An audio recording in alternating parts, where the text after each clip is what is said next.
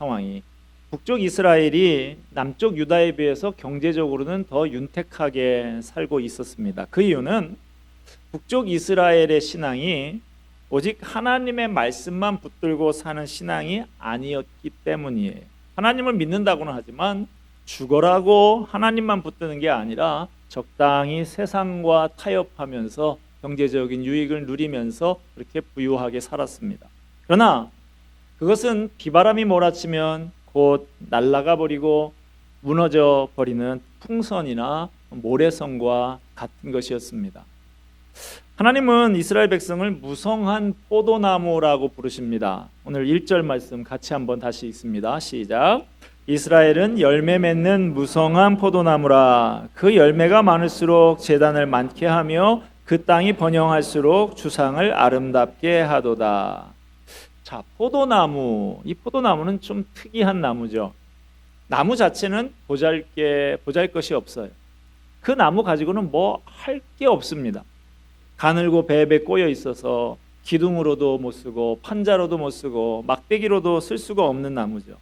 그렇지만 이런 보잘것 없고 쓸모없는 나무에 수분이 풍부하고 달고 맛있는 열매가 주렁주렁 열립니다.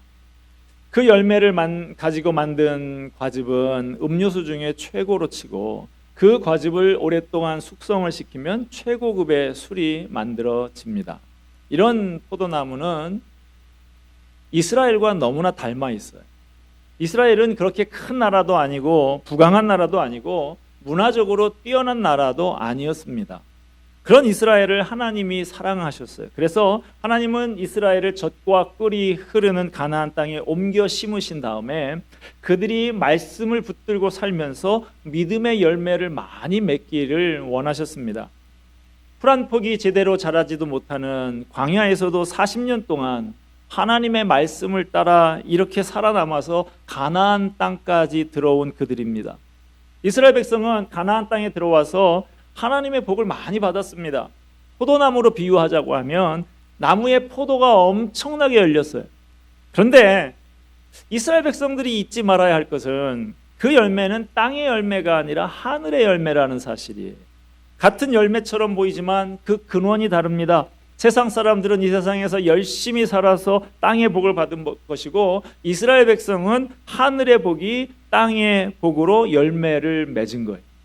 그러면 이스라엘 백성이 앞으로 더 많은 열매를 맺으려면 어떻게 해야 할까요? 더더욱 하나님의 말씀 붙들고 더더욱 믿음으로 살아야 하는 것이죠. 이 좋은 땅에서 하나님의 말씀만 붙들고 믿음으로 살았다고 하면 이스라엘은 풍성한 열매를 맺는 축복의 백성이 됐을 거예요. 그러나 이스라엘 백성들은 가나안 땅에 정착해 살면서 이런 하나님의 기대를 저버리는 삶을 살고 말았습니다. 그들은 가나안 땅에 들어가자마자 생활의 안정을 원했어요. 더 좋은 집, 더 넓은 집에서 더 여유로운 생활을 누리는 데에 온통 마음을 다 빼앗겨 버렸습니다. 그래서 이스라엘은 열매를 맺을수록 우상의 제단을 더 많이 만들었습니다. 하나님께서 그들에게 주신 물질을 가지고 큰 기둥을 세우고 거기에다가 우상을 멋지게 새겨 넣었습니다. 2절 말씀 같이 봅시다. 시작. 그들이 두 마음을 품었으니 이제 벌을 받을 것이라. 하나님이 그 제단을 쳐서 깨뜨리시며 그 주상을 허시리라.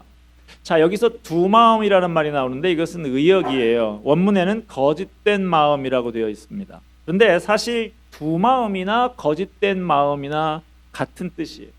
겉과 속이 다르다는 것이죠. 이중적이라는 거예요.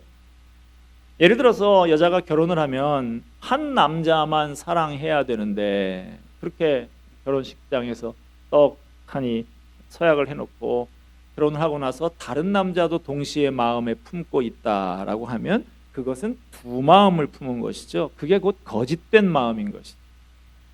한 남자가 두 여자하고 살림을 차린다면 어떻겠어요? 좋겠습니까?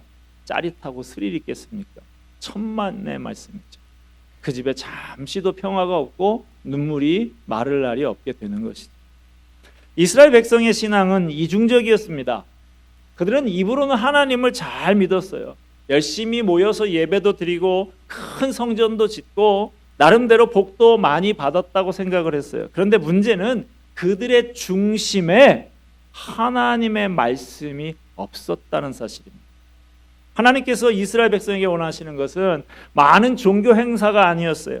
건물을 많이 화려하게 만들고 멋지게 장식하는 것이 아니었습니다. 하나님께서 그들에게 원하시는 것은 오직 하나님의 말씀에 의지해 살면서 다른 사람들에게 신선한 충격을 주고 도전을 주는 사람들이 되는 거였어요. 더위에 지친 사람에게 시원한 음료를 주어서 갈증을 해소하고 쉼을 주는 것처럼 말씀대로 사는 삶을 통해서 이 세상에 지쳐 있는 사람들, 상처받은 사람들에게 위로를 주고 희망을 주고 대안적인 삶을 제시하기를 원하신 것입니다. 요즘 우리는 언론을 통해서 초대형 교회들, 몇몇 교회들에 대한 좋지 못한 기사와 논평들을 많이 보고 듣습니다. 명성교회가 어쨌다, 사랑의 교회가 어쨌다, 소망교회가 어쨌다라고 하는 이야기가 터져 나오면서 한국교회가 도매금으로 그렇게 비난의 대상이 되고 복음의 문이 막히고 있습니다. 몇만 명씩 모이는 메가처치라고 하는 그 초대형 교회들이 왜 비난과 조소의 대상이 되고 있을까요? 그 이유는 그들이 이루어 놓은 그 거대한 외형적인 성장은 하나님의 말씀을 바로 선포해서 생긴 진정한 부흥이 아니기 때문이에요. 설교 중에 세상적인 복을 남발을 하고 거대한 예배당, 호화로운 예배당을 짓고 각종 마케팅 기법을 동원해서 사람들의 눈길을 끌어서 이룩한 풍선 같은 것, 모래성 같은 거였어요. 그게 지금 터지고 무너지고 있는 것이다. 기억하십시오. 하나님이 우리에게 기대하시는 것은 큰 종교 행사를 열고 크고 화려한 멋진 건물을 지어 올리는 게 아니에요. 그분의 말씀대로 사는 것입니다. 하나님의 말씀이 보여주는 거룩한 삶을 살아서 다른 사람에게 하나님을 좀 전해주라고 하셨지 건물이나 짓고 장식이나 하라고 하시지 않았어요. 3절 말씀 보면요, 그들이 이제 이르기를 우리가 여호와를 두려워하지 아니하므로 우리에게 왕이 없거니와 왕이 우리를 위하여 무엇을 하리요 하리로다. 이제 이스라엘 백성들은 복의 근원을 하나님이 아니라 세상이라고 생각하기 때문에 하나님이 두렵지 않게 됐어요. 하나님을 두려워하지 않으니까 하나님의 말씀에 매이지도 않게 됩니다. 하나님의 말씀이 뭐라고 하든지 상관이 없어요. 제 멋대로 사는 거예요. 그들에게는 왕이 없어졌어요. 그러니 무서운 것도 없고 따라야 할 것도 없습니다. 마치 사사기 21장 25절의 말씀과 같이 되는 거예요. 그때에 이스라엘에 왕이 없으므로 사람이 각기 자기의 소견에 옳은 대로 행하였더라.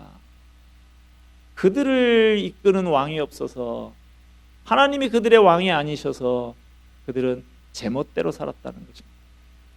이제 어떤 일도 못할 게 없어요. 가고 싶은 데가 있으면 아무 데나 가리지 않고 다 갑니다. 먹고 싶은 게 있으면 뭐든지 먹고 마시고 싶은 게 있으면 뭐든지 마셔요. 하고 싶은 충동이 들면 무슨 짓이든지 하고 입에서 나온 대로 마음대로 짓거리고 생각나는 대로 생각하는 거예요. 4절 말씀 봅시다. 그들이 헛된 말을 내며 거짓 맹세로 언약을 세우니 그 재판이 밭이랑에 돋는 독초 같으리로다. 하나님이 두렵지 않고 하나님의 말씀에 매이지 않으니까 거짓 맹세, 거짓말을 서슴없이 하게 된다. 이스라엘 백성들이 거짓말하는 것은 지난 주일에도 말씀을 드렸듯이 거짓 증거를 통해서 다른 사람의 땅을 빼앗기 위해서 하는 거예요. 남의 재산을 차지하려고 서로 치고받고 거짓말하고 고소하고 그러는 것입니다. 딱 20년 된 일인데 1999년에 온로비 사건이라고 있었죠. 유명한 그룹의 회장 부인이 남편을 구명하려고 검찰총장 부인, 장관 부인에게 그 당시 유명한 패션 디자이너였던 앙드레 김 옷을 수천만 원어치를 사주고 대납을 했다는 그런 사건이었어요. 그때 관련자들 그 중년 부인들을 나란히 앉혀놓고 청문회를 하고 그거 TV에서 생중계가 되지 않았습니까? 알고 봤더니 그 세 분인가 네 분인가 그분이 다 권사님들이었어요. 같은 교회 분들도 있어요. 그런데 그분들이 다 뭐 옷을 입고 뭐 기도원에 갔다 이런 소리까지 해가면서 성경에다가 나 손을 얹고 맹세할 수 있는데 나는 다 진실이다 그러는데 서로 말이 안 맞아. 누군가 하나는 거짓말일 수밖에 없는데 사줬다 그러고 안 받았다 그러고 결제를 했다 그러고 안 했다고 하니까 둘 중에 하나는 거짓말일 텐데 다 권사님들이고 다 성경에 맹세할 수 있다 그러고. 제 기억에는 그때부터 우리 사회에서 기독교의 이미지가 나빠지기 시작하고 기독교인들을 부정적으로 보기 시작을 했습니다. 여러분, 어떻게 그분들이 그렇게 할 수가 있을까요? 분명히 누군가는 거짓말이 있을 텐데 하나님이 두렵지 않으니까, 하나님의 말씀이 두렵지 않으니까, 하나님 말씀에 매이지 않으니까 그렇게 할 수 있는 거예요. 5절 말씀 보겠습니다. 사마리아 주민이 베다웬의 송아지로 말미암아 두려워할 것이라. 그 백성이 슬퍼하며 그것을 기뻐하던 제사장들도 슬퍼하리니 이는 그의 영광이 떠나감이며. 자, 베다웬의 송아지라고 나오는데 베다웬이라고 하는 지역에서 누군가 기르는 송아지를 말하는 게 아니고요. 베다웬 지역에 큰 성전이 있었는데 거기에 있는 송아지 우상을 말하는 것입니다. 이스라엘 백성이 그토록 붙들고 있던 신앙은 송아지 신앙이었어요. 그들이 송아지 우상을 좋아했던 이유는 송아지는 자기들한테 이래라 저래라 간섭하지 않기 때문인 거예요. 하나님은 우리에게 자꾸만 이래라 저래라 요구하시고 말 안 들으면 혼도 내시고 그러시는데 송아지 우상은 요구하는 게 하나도 없어요. 항상 우유 광고에 나오는 송아지처럼 웃으면서 내가 비는 소원을 들어주는 역할만 하니까 좋은 거예요. 그래서 그들은 송아지 우상을 만들어 놓고 이것이 우리의 하나님이다 그랬어요. 그런데 결정적인 순간에 그 송아지는 쇳덩어리에 불과했습니다. 그 성전이 박살나고 송아지 우상은 앗수르가 전리품으로 뺏어가 버렸어요. 그 송아지는 전리품으로 끌려가면서도 그냥 웃고만 있어요. 임진왜란 때 왜군이 절에 있는 불상을 뺏어가도 그 불상은 그냥 웃고만 있었던 것하고 마찬가지인 것이죠. 8절 말씀입니다. 이스라엘의 죄 곧 아웬의 산당은 파괴되어 가시와 찔레가 그 제단 위에 날 것이니 그때에 그들이 산더러 우리를 가리라 할 것이요 작은 산더러 우리 위에 무너지라 하리라. 이스라엘 백성들은 우리가 얼마나 신앙심이 투철한지 산당에 가보면 안다 그렇게 생각을 했습니다. 그만큼 이스라엘 백성이 산당에 가서 기도를 많이 했어요. 산당은 요즘 우리로 치면 기도원 같은 것입니다.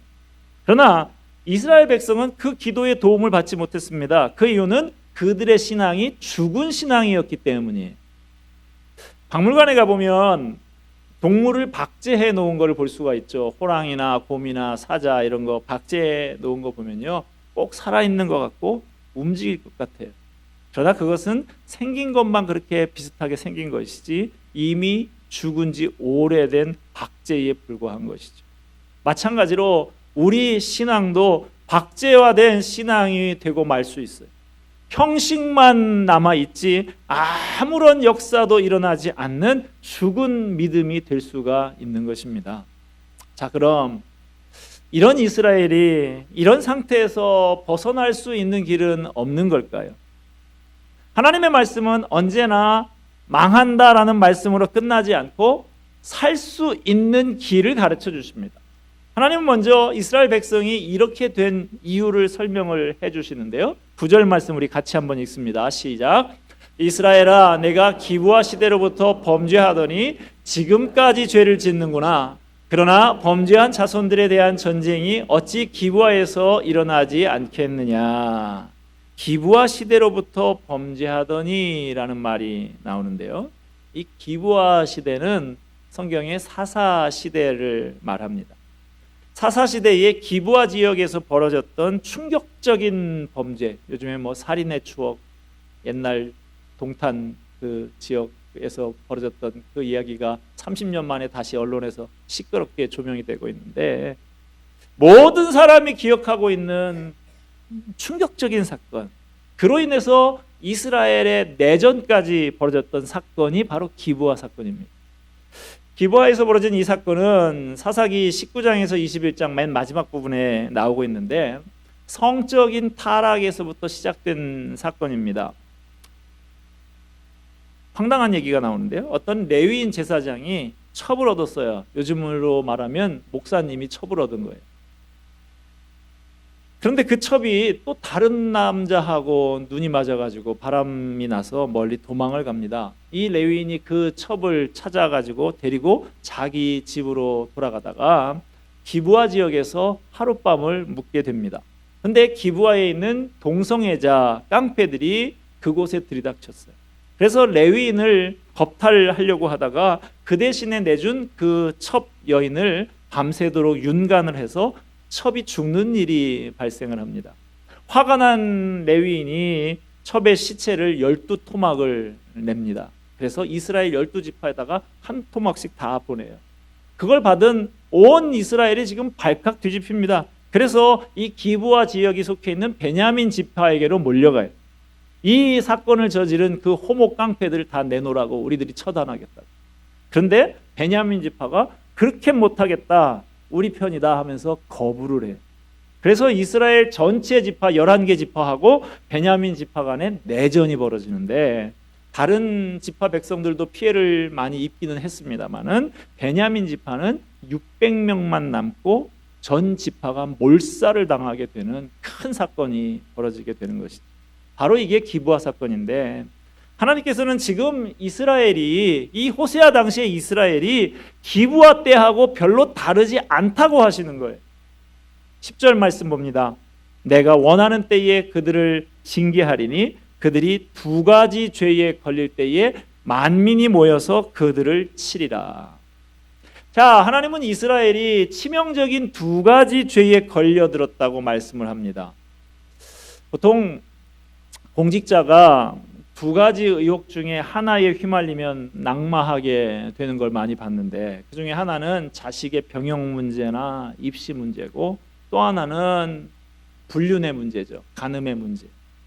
아무리 능력이 뛰어난 사람이라고 해도 이 둘 중에 하나라도 의혹에 휘말리면 남아나지를 못합니다. 과거에 이회창 씨 그 누구나 대통령이 될 줄 알았던 그 사람이 그 자식의 병역 문제로 낙마를 했죠.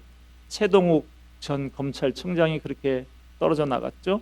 최근에 조국 씨도 그와 유사한 경우가 되었습니다. 이스라엘은 자기들이 하나님을 잘 믿는다고 하고 물질의 축복을 많이 받았다고 하는데 그들에게 치명적인 두 가지의 죄가 있었으니 우선 기브아 시대처럼 성적으로 타락했어요. 그리고 물질을 더 많이 차지하려고 거짓을 일삼으면서 싸우고 있었습니다. 바로 이런 죄로 인해서 만민이 모여서 이스라엘을 공격하게 하신다 하는 거예요. 그런데 하나님은 이런 무서운 심판 가운데서도 이스라엘이 살 수 있는 길을 가르쳐 주셨습니다. 12절 말씀 우리 같이 읽습니다. 너희가 자기를 위하여 공의를 심고 인애를 거두라. 너희 묵은 땅을 기경하라. 지금이 곧 여호와를 찾을 때니 마침내 여호와께서 오사 공의를 비처럼 너희에게 내리시리라. 이스라엘이 살 수 있는 길, 하나님께서 그들에게 원하시는 것은 딱 하나, 묵은 땅을 갈아엎으라는 것. 묵은 땅은 오랫동안 쟁기질을 하지 않아서 딱딱하게 굳어버린 땅입니다. 그래서 씨앗을 거기다 뿌려도 씨앗이 파고 들어가서 뿌리를 내리지를 못하는 그 땅, 그것을 갈아엎으라는 거예요. 그 땅을 갈아엎기만 하면 비는 하나님께서 내려주신다는 것입니다. 이스라엘이 살 수 있는 길은 묵은 땅을 갈아엎는 거예요. 아직 한 번도 손대본 적이 없는 묵은 땅같이 딱딱하게 굳어있는 그들의 마음을 어느 누구도 간섭하지 못하게 굳게 닫아놓았던 고집스러운 마음을 갈아엎으라는 것입니다. 하나님 앞에 절대 포기할 수 없었고 양보할 수 없었던 나만의 영역, 완고하게 지키려고 했던 그 영역을 갈아엎어서 드러내라는 것입니다. 그래야 거기에 은혜의 단비가 내려서 촉촉하게 적셔진다는 것이죠. 이스라엘 백성의 묵은 땅이 무엇이었습니까?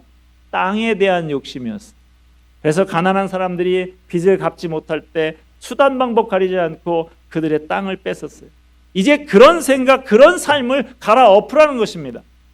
허황된 욕심 버리고 하나님께서 내게 주신 삶에 만족하는 것이 묵은 땅을 갈아엎는 거예요. 다른 사람에게 주어야 할 것인데 내가 차지하고 있는 것들을 포기하는 것이 묵은 땅을 갈아엎는 것입니다. 사람들은 저마다 묵은 땅을 가지고 있어요. 좀처럼 포기하지 않는 영역이 있습니다. 어떤 사람에게는 자식이 묵은 땅이에요. 절대적인 존재입니다. 다른 건 몰라도 자식만큼은 하나님도 못 건드린다는 거예요. 그러나 하나님은 그것도 갈아엎으라고 하십니다. 자식에 대한 내 고집을 내려놓고 하나님, 이 자식은 내 것이 아닙니다. 하나님의 것입니다 하고 하나님의 은혜에 완전히 맡기는 것이 갈아엎는 것입니다. 어떤 사람에게는 묵은 땅이 세상에서 떵떵거리고 살고 싶은 욕심입니다. 세상에서 남부럽지 않게 편안히 살아보겠다고 생각하는 것, 하나님의 축복의 부스러기를 하나님의 말씀보다 더 중요하게 생각하는 게 묵은 땅이에요. 그래서 그리스도인들도 많이들 사랑받고 위로받으려고만 하고 고난이 오면 금방 깔아앉고 침체됩니다. 죄에 대해서 책망받기를 싫어하고 달콤하고 부드러운 소리만 좋아합니다. 이게 바로 송아지 신앙이에요. 내가 완강하게 고집하고 있는 그 어떤 영역이 하나님의 은혜를 가로막습니다. 내가 하나님의 풍성한 열매 맺는 것을 방해하는 바로 그것, 내가 하나님의 도구로 사용되는 것을 방해하는 바로 그것을 갈아엎으라는 말씀입니다. 예수님은 씨 뿌리는 비유를 말씀하시면서 네 가지 밭을 얘기하죠. 길가밭이 있고 돌짝밭이 있고 가시덤불밭이 있고 그리고 잘 갈아엎어진 좋은 땅이 있다고 말씀하셨어요. 아무리 길가밭 같고 아무리 돌짝밭 같고 아무리 가시덤불밭 같은 마음이라고 할지라도 하나님의 쟁기로 갈아엎으면 옥토가 될 수 있는 것입니다. 지금이 곧 여호와를 찾을 때니 지금도 늦지 않았다는 말씀이, 아무리 하나님께서 심판하시기로 작정하셨다 하더라도 아직은 기회가 있다는 것입니다. 이 기회는 지금이라도 하나님을 찾는 거라고 합니다. 더 이상 송아지 하나님 찾지 말고 진짜 하나님을 찾으라는 거예요. 그들이 가진 돈이나 명성을 붙들지 말고 빈손으로 하나님의 말씀을 붙들으라는 것입니다. 그러면 이스라엘을 떠나셨던 하나님께서 다시 찾아오시는데 공의를 비처럼 내리신다라고 합니다. 12절 하반절 보면 마침내 여호와께서 오사 공의를 비처럼 너희에게 내리시리라. 공의는 하나님의 말씀대로 사는 것인데요, 우리가 하나님의 말씀대로 사는 것은 우리 힘으로는 안 되는 것이고 하나님이 억수 같은 은혜를 부어 주셔야 되는 거예요. 이것이 진정한 하나님의 백성의 모습입니다. 내게 필요한 게 있습니다. 놓치기 쉬운 아까운 거예요. 그런데 그걸 포기하고 손해를 봤어요. 그렇게 하나님의 약속을 믿고 나의 포기하기 싫은 자존심, 마지막 남은 미련, 송아지처럼 수고했던 그 욕망들을 다 내려놓으면 마치 봇물이 터지듯이 하나님의 은혜의 역사가 일어납니다. 그럴 때 삶이 회복이 되고 우리의 가정이 회복이 되고 교회가 회복되는 역사가 비처럼 쏟아지는 것입니다. 감당할 수 없는 은혜의 역사가 일어나는 것입니다. 여러분, 왜 내게는 남들은 뭐 은혜 받았다, 성령의 역사가 있었다 그러는데 왜 내게는 성령의 역사가 일어나지 않지? 왜 나한테는 하나님의 은혜가 비처럼 쏟아지지 않지? 이유는 하나예요. 내 고집과 자존심과 욕심을 내려놓지 않기 때문이에요. 자기 생각을 여전히 붙들고 있기 때문인 것입니다. 내가 아직 주님 앞에 넘겨드리지 못한 영역들이 성령의 은혜를 막고 있는 거예요. 여러분, 우리에게 아직 내려놓지 못한 묵은 땅이 있습니까? 그것이 무엇이든지 간에 이 시간 갈아엎는 저와 여러분이 되기를 바랍니다. 내 것을 내려놓고 갈아엎는 저와 여러분에게 주님의 놀라운 은혜의 단비가 임하셔서 저와 여러분이 변하고 우리의 가정이 변화되고 우리의 교회가 새로워지게 되기를 간절히 소원합니다. 기도하겠습니다. 은혜와 사랑이